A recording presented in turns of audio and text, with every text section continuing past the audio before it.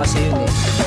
Tao po, nandiyan po ba kayo sa loob ng malaking bahay at malawak na bakuran? Mataas na pader, pinapaligiran at nakapilang mga mamahaling sasakyan. Mga bantay na laging bulong ng bulong, wala namang kasal pero marami ang nakabarong. Lumakas man ang ulan eh walang butas ang bubong, mga plato at kutsara na hindi kilala ang tutong. At ang kanin ay simputi ng gatas na nasa kahon. At kahit na hindi Pasko sa lamesa ay may hamon. Ang sarap sigurong manirahan sa bahay na ganyan. Sabi pa nila ay dito mo rin matatagpuan ang tao na nagmamayari ng isang upuan, na pag may pagkakatao'y pinag-aagawan. Kaya naman hindi niya pinakakawalan, kung makikita ko lamang siya ay aking sisigawan. Kayo po na nakaupo, subukan nyo namang tumayo.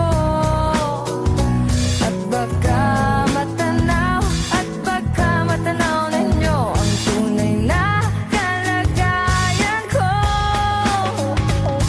Mawalang galang na po sa taong nakaupo. Alam nyo bang bandakal ng bigas namin ay di puno ang dingding ng bahay namin ay pinagtakpi kadingero. Sa gabi ay sobrang init na tumutunaw ng yelo na di kayang bilhin upang ilagay sa inumin. Pinakulong tubig sa lumang tapuring huling-huling. Gamit lang panggatong na inanod lamang sa estero na nagsisilbing kusina sa umagay. Aming banyo ang aking inay na may kayaman ng isang kaldero na nagagamit lang pag aking ama ay sumido pero kulang na kulang pa rin. Kulang na tuyot asin ng 50 pesos sa maghaboy pagkakasyahin.